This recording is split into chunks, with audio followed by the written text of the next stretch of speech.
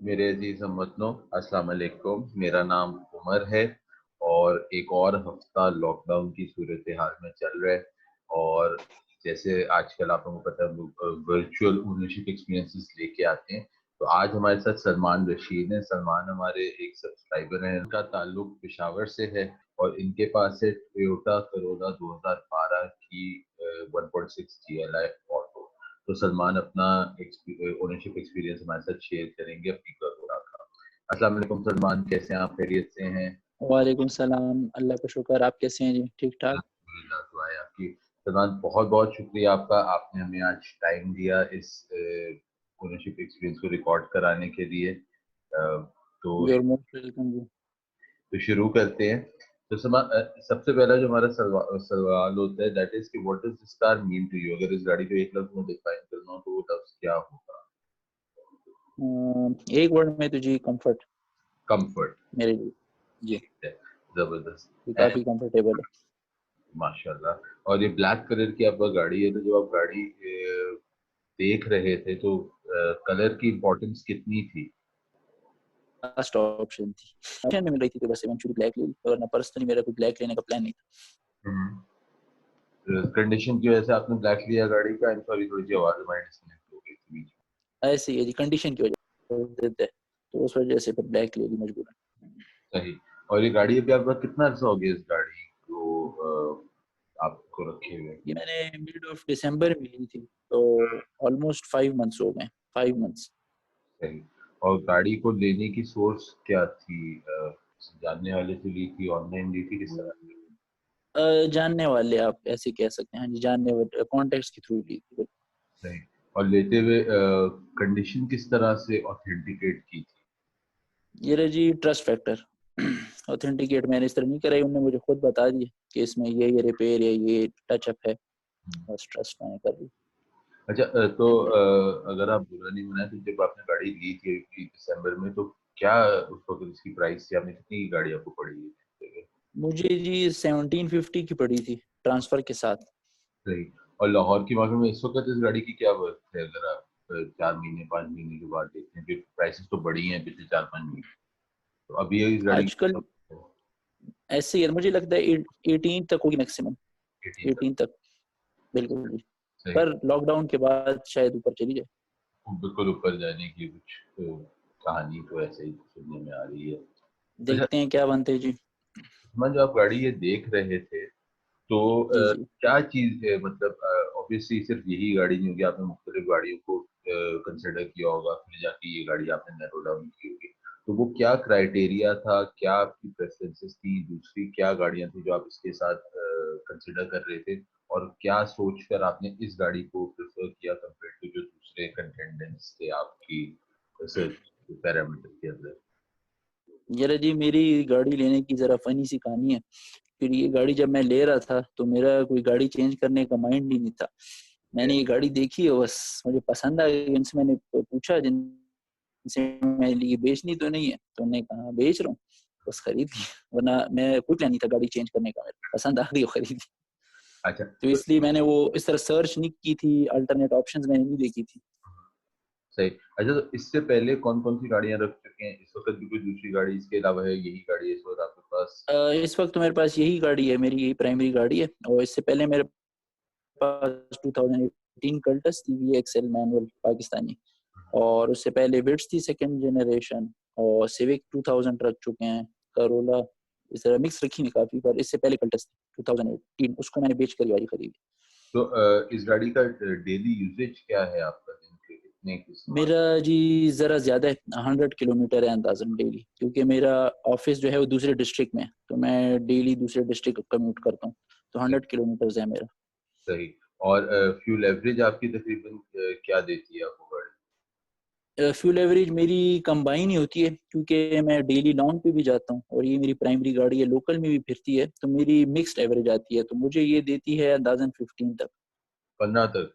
अच्छा, बहुत अच्छी है। हाँ जी, मैं जरा प्यार से चलाता हूँ गाड़ी, मैं जरा स्लो ड्राइवर, बहुत ऐसा अच्छी चलाता हूँ। तो है। मुझे मिक्स में 15 दे रही है। जबरदस्त।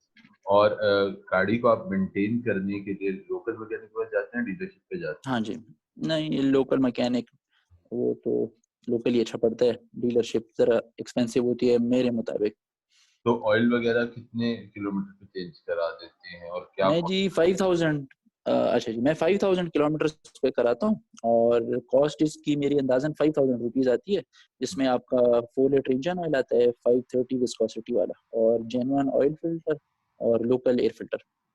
जबरदस्त, जो 5,000 की डील होती है।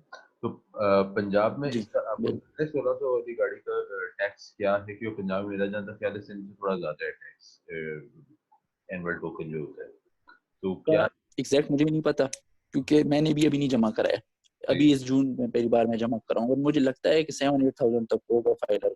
7-8 हज़ार मैं में? श्योर नहीं हूँ, अंदाजा है मेरा। सही है। अच्छा, मुझे एक बात बताएं, पार्ट्स तो करोला है, जैसे पार्ट्स वगैरह का तो कोई सब मसला ही नहीं है, आराम से सब मिल जाते हैं। बाकी कॉस्ट जो है पार्ट्स की, कोई आपने जी सर्वे किया, कुछ अंदाजा है कि कॉस्ट बिल्कुल। पार्ट्स कैसे, सस्ते हैं, महंगे? मैंने इस सर्वे भी कराया, और पार्ट्स मैंने इसमें कुछ थोड़ा बहुत काम भी किया जब मैंने खरीदी थी। तो पार्ट्स इसके मेरे हिसाब से बाज़ चीज़ें बहुत सस्ती हैं, रीजनेबल हैं, बाज़ महंगी हैं। जैसे इसका रियर व्यू मिरर का जो माउंट होता है, जिसपे रियर व्यू मिरर बॉडी से अटैच होता है, हम्म, प्लास्टिक का मेन इसकी जो बेस होती है वो टूटी हुई थी, तो वो इसकी ब्रांड 200 ₹200 की ब्रांड न्यू थी।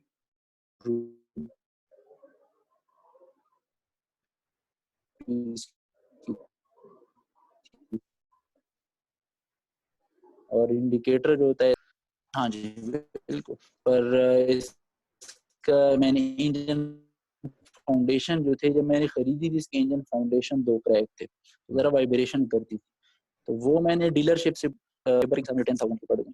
तो ये है कि ऐसी गाड़ी में आपको वैरायटी बहुत होती है, इसका काबली सामान भी है, पाकिस्तानी भी है, थाईलैंड का सामान भी आता है, जापानीज भी आता है, जर्मन भी है, तो आपकी जितने भी स्पेंडिंग पावर हो मेरे ख्याल से हर एक मेंटेन कर सकते हैं ये गाड़ी। इंजन माउंट आपने बताया, आपने डीलरशिप से ₹10,000 के 2 इंजन माउंट लिए हैं? नहीं, डीलरशिप ने मुझे 25,000 का एक इंजन माउंट कहा था, मैंने फिर काबली डरवाई यूज्ड, वो 10,000 मुझे दोनों मिल गए, अच्छा, और मतलब 5 मंथ्स हो गए हैं, बिल्कुल ठीक है। हम लोग काबली पार्ट्स में इतना इशू होता नहीं है। अच्छा, तो इस बिल्कुल, गाड़ी खासकर ऐसी गाड़ियों का। में इस गाड़ी की बेस्ट फीचर आपको क्या लगता है कि सब आपका वही जो एक वर्ड था, कंफर्ट। क्योंकि मेरा लॉन्ग ड्राइव ज्यादा है, तो मुझे कंफर्ट मैटर करती है, तो काफी कंफर्टेबल है, लॉन्ग ड्राइव में थकाती नहीं है। सही? और कोई एक चीज इस गाड़ी की जो आपको नापसंद है? यार नापसंद एक तो नहीं होगी, सबसे पहले तो मेरे ख्याल से इसकी रोड ग्रिप बहुत अच्छी नहीं है, रोड ग्रिप में ये जरा लैग करती है, और खासकर अगर कोई तेज चलाते है, मैं आहिस्ता चलाता हूँ मुझे इतना मसला नहीं आता, तो अगर आप इस गाड़ी को जरा भी खींचे तो आपको फील होता है कि ये ग्रिप छोड़ती है, जरा हम्म, जरा आपको मोहतात होकर चलानी पड़ती है। इसके अलावा ब्रेक्स भी मैं फील करता हूँ बहुत अच्छी इसकी नहीं है, मतलब ऐसी नई जनरेशन जो है उसकी ब्रेक्स काफी अच्छी हैं इससे, इसकी ब्रेक्स काफी जल्दी बेसाउंड हो जाता है, और इसके अलावा नहीं, बाकी कोई अच्छी है अल्हम्दुलिल्लाह। और ग्राउंड क्लियरेंस अगर आप बात करें तो ग्राउंड क्लियरेंस के बाद कोई आपको तंग तो नहीं करती गाड़ी ग्राउंड क्लियरेंस वाइज कहीं जब? वैसे तो जनरली आपको पता है पाकिस्तानी करोला है, ये तो पाकिस्तानी जीप है तो ग्राउंड क्लियरेंस का इसका इशू होता नहीं है, पर इसकी सस्पेंशन सॉफ्ट है, अगर आप इसमें 5 एडल्ट्स बैठाएं और बैग 2-3 बैग रख लें तो काफी बैठ जाती है, फिर लगती है, वैसे नॉर्मली काफी अच्छी ग्राउंड क्लियरेंस है।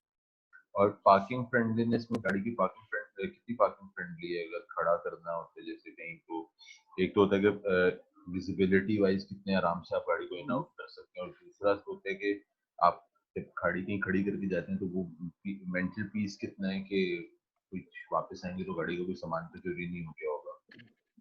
सबसे पहले तो पार्किंग फ्रेंडलीनेस में अगर मैं विजिबिलिटी पे जाऊं तो इसकी विजिबिलिटी बहुत अच्छी नहीं है, खासकर अगर ओल्ड एज कोई ड्राइवर हो या फीमेल हो, इसकी ड्राइविंग पोजीशन काफी अंदर नीचे है, डीप है, तो इसके एंड्स का आपको अंदाजा बड़ा नहीं लगता, हम्म, तो उस लिहाज से बहुत पार्किंग फ्रेंडली नहीं है, खासकर अगर रियर व्यू कैमरा ना हो तो काफी मुश्किल हो जाएगा एडल्ट के लिए चलाना ये गाड़ी।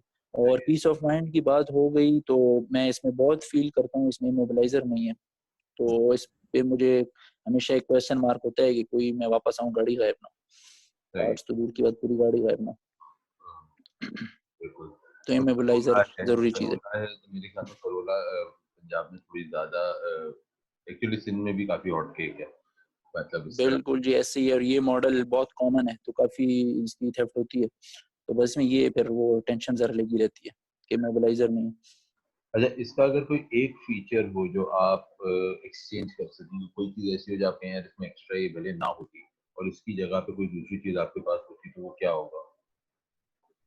असल में एक्स्ट्रा तो ये बड़ी सोच की बात है, एक्स्ट्रा इसमें क्या है कमी तो मुझे फील होती है बाज़ चीज़ों की। एक्स्ट्रा रियर पावर विंडोज ना होती और उसकी जगह अगर इसमें ड्राइवर सीट हाइट एडजस्ट होती, मेरे लिए ज़्यादा अच्छा होता, नहीं, कि मैं वो मेरे ख्याल में फील करता एडिस के हूँ। अंदर आती है हाइट एडजस्टमेंट वाली चीज।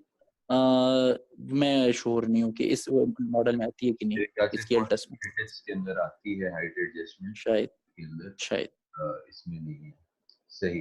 अच्छा, अगर आप वापस दिसंबर में जा सके, जब आप गाड़ी आपने खरीदी थी, तो क्या लगता है अच्छा फैसला था या ना खरीदना अच्छा फैसला रहता? तो लगता है कि सही फैसला किया था दिसंबर में गाड़ी खरीद के ये वाली? मेरे ख्याल से अच्छा फैसला था। अच्छा अगर किसी को फ्यूल इकोनॉमी पे बहुत मसला ना हो तो बहुत अच्छी गाड़ी है, बिल्कुल। क्योंकि मैंने छोटी गाड़ी से अपग्रेड किया है। तो कल्टस आप भी रख चुके हैं, उसकी इकोनॉमी बहुत अच्छी नहीं कल्टस की। तो बस सिर्फ एक वो चीज़ मैं मिस करता हूँ कि उसकी इकोनॉमी बहुत अच्छी थी, और बाकी हर लिहाज से ये उससे अच्छी है।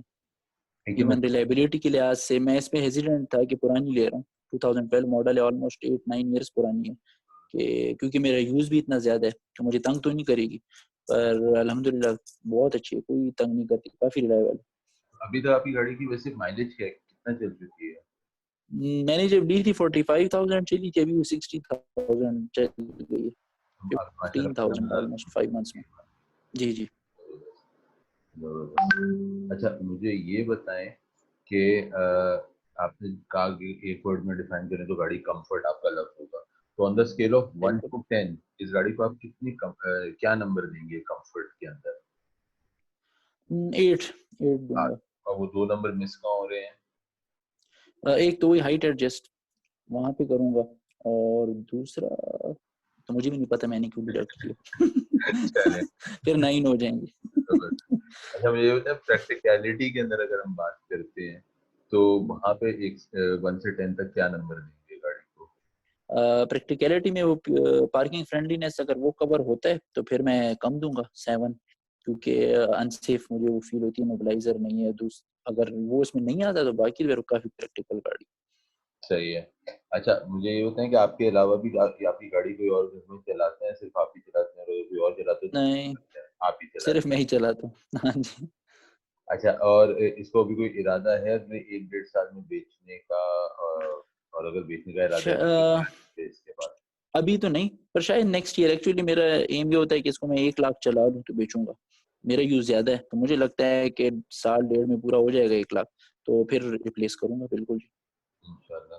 और क्या इरादा है, क्या इसके रिप्लेसमेंट में इसके बाद क्या आएगा? सबसे पहले तो जी उस वक्त वही बात प्राइसिंग को देखेंगे कि प्राइसेस कहाँ पे पहुंची हैं।